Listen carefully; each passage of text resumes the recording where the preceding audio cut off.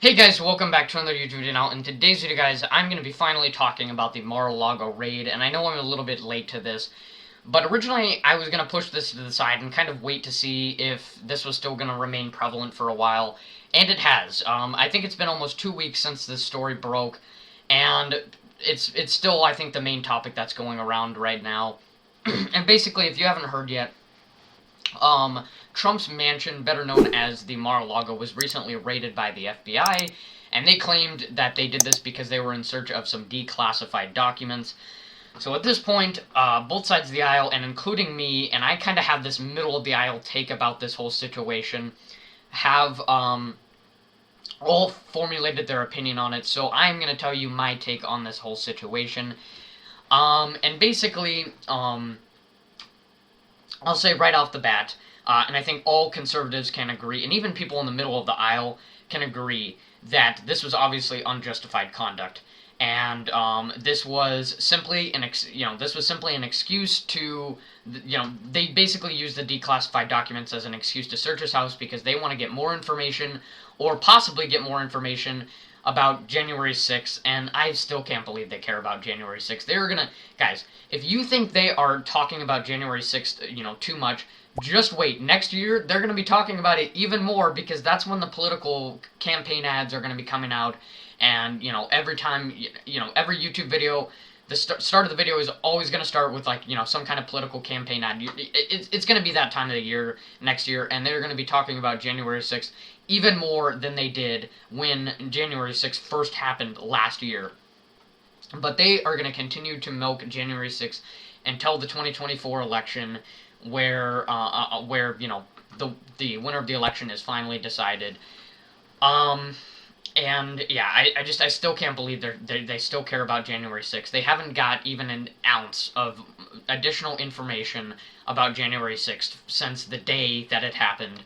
And yeah, they're just on this completely fruitless search for more January 6th information, and exposing Trump for his bad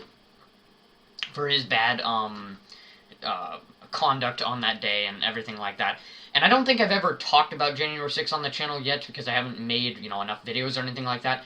But my take on January 6th is, obviously, I don't support the January 6th event. I think the Trump supporters who went there and protested that day were protesting for no good reason. I don't think there was anything they were going to do to be able to overthrow the election and expose, the votes or something like that because they thought the election was stolen or whatever. Maybe there was some unusual things that probably shouldn't have happened in the voting process and stuff like that. But I still do think that Joe Biden won. I think, honestly, the left did a good enough job to convince people that Joe Biden is better than Donald Trump. But now that has completely changed.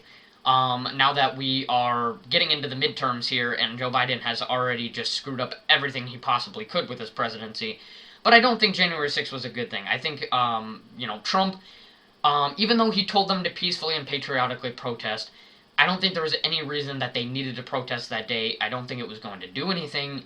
But I don't think Trump did anything particularly bad.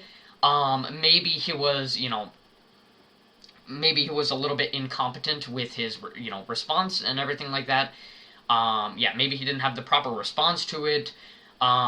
He didn't do everything perfectly that day, but I don't think he did anything bad. I don't think he incited an insurrection or something like that. But all of this, it still does not justify the FBI raiding raiding the Mar-a-Lago and everything like that. And the media has gone too far with the January 6th event, and it is extremely ironic considering January 6th compared to all of the BLM riots just does not compare. January 6th was not nearly as bad. And yeah, I still can't believe they're milking this. But yeah, I obviously don't think this was justified conduct, but here is where I kind of disagree with the conservatives a little bit. And that is on the fact that, and I'm kind of getting bored of the conservatives doing this, because now we're just sort of playing this reactionary game where anytime, an institution does something that doesn't fit our narrative and things like that. Directly goes against our narrative. Not necessarily it doesn't, fit our narrative, but it directly fights against our narrative or something like that. We have this reaction where we just rebel against that institution. It's what we did with public education when, talks about CRT and, transgenderism and everything like that were really prevalent last year. And sorry guys, something popped up on my screen. But yeah, it's back when CRT and all that kind of stuff were prevalent topics last year. And we were like, we need to shut down public education, and you just need to send your kids to homeschool or whatever. And I think that was I really think that was a bad take. I've never gotten why conservatives have been for homeschooling. I think homeschooling is far inferior from public schooling. And yes, there's always going to be bad apples in every institution. That's just the reality. And they can be bad apples for multiple different reasons. We haven't even considered, because we've gotten so, our heads are so far in the clouds, I feel like, that we've forgotten, that there's other reasons why certain people in institutions can be bad. And it's not just because they're woke. It could be because they're corrupt, or because they're simply bad educators, and they don't need to be educators. They don't have a good way of teaching their students or something like that. Maybe they're too strict. There's many different reasons. But I think public school is a great thing for students. It gives them many different opportunities. I mean, at least where I live, public school is great. I mean, they give you plenty of opportunities to get college credits even before you get into college in high school.